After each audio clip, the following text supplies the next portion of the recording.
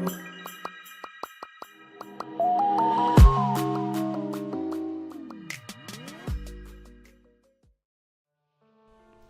everyone, welcome to my first voiceover YouTube video. I'm actually super duper nervous, but I hope you guys bear with me.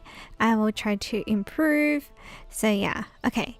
So first of all, a lot of you guys have asked me lately on how I motivate myself to draw every day or to draw every week. That is a really good question. So a little background about me. Around a year to 2 years ago, I started my Instagram, and what I did was I basically challenged myself to draw every single day. So every day I would sit down, grab a pencil, a paper, grab some paper, markers, pens, inks, and so on, and finish a drawing every night.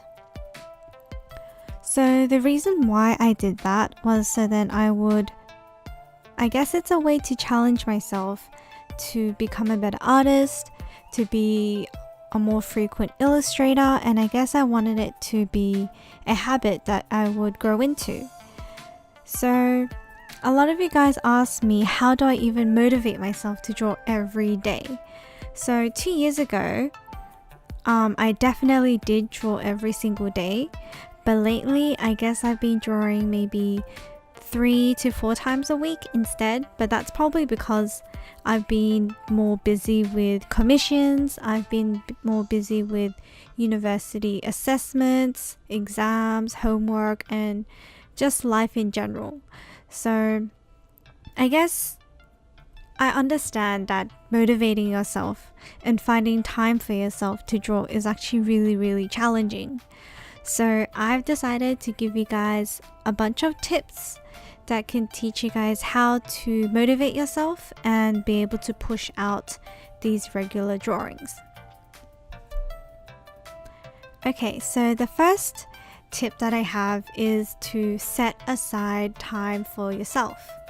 So what that means is throughout the week, you probably have to go to school, go to church maybe, go out with your friends, go shopping, do homework, set aside extra time for assessments, make food, chores, whatever it is.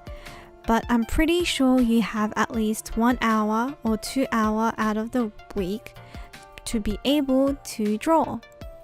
So what I usually do personally is, per se, I have an exam in the coming week.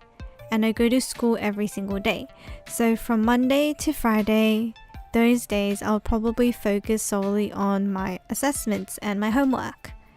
And then on the weekends, I would set aside 1 hour or 2 hours for drawing. And during those 2 hours, I would make sure that I have all my equipment set out and all that kind of stuff. So that is the first tip. The second tip is more about having everything ready. So if you look at, okay, you can't look at my desk, but you can imagine that basically what my desk looks like is I have a cutting mat, I have my pens on the side, I have my markers, my paper, eraser, rulers, and all that kind of stuff already set out. That way, whenever I want to draw, I have everything ready. I just need to get out a piece of paper and I'm ready to go. Okay, so the next idea is you just need to accept that sometimes you can't think of ideas. So what I do is, per se, you have a whole month, right? So maybe in the first half of the month, you can't think of any drawing ideas. Your mind's just always blocked and you're super upset because you can't create anything that's good. But in the second half of the month, maybe you could. So that's usually what happens to me. For the first half of the month, I would have nothing. There will be no drawings, some really, really bad and ugly sketches. But then in the second month, I come up with really, really good ideas, inspirational pieces, and drawings that I actually enjoyed. So that's pretty much what I've been doing much more lately because of my busy schedule. So I've been drawing in bulks and drawing at times which I actually feel comfortable drawing, because sometimes forcing yourself really doesn't help. So I guess that does kind of contradict the first tip that I gave you guys, but it really depends on you. Some people are really good when they force themselves, and others, they need more freedom and they need to feel that zap which inspires them to draw. So in the end, you can choose whichever type of tips you want to adopt. You can try them out. If you don't like it, you can abandon it. It's perfectly fine. So yeah. Okay, so moving on to some more productive and technical, motivational or inspirational prompts. One thing that I do is I like to take on art challenges. So whenever I don't know what to draw, I would quickly look on Instagram, YouTube, Tumblr, any social media, or even Google, and I would look for different art challenges. Like there's the 1 marker challenge, 3 marker challenge, there's time challenges, there's character design challenges, and you can also come up with challenges yourself. So a few months ago, I posted on my Instagram a lot of Pokemon human hybrid designs. I also worked on fruit ones, animal ones, food ones, season ones, and so on. So to be honest, those drawings were all done because I wasn't motivated to draw. I didn't know what to draw. So I would use those ideas and make them into prompts. So that's one way that you could motivate and pump out drawings. Another way you could adopt is, this might sound a little unconventional and kind of counterproductive, but it actually sometimes works for me. Sometimes you just need to step back, step away from drawing.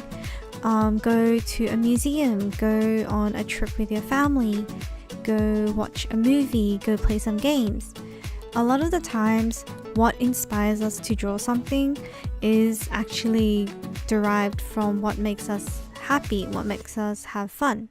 So what I do is, whenever I can't think of what to draw, instead of sitting down and just being sad at your desk because you can't think of what to draw, you could actually go out, look out into the world and see what makes you enjoy life.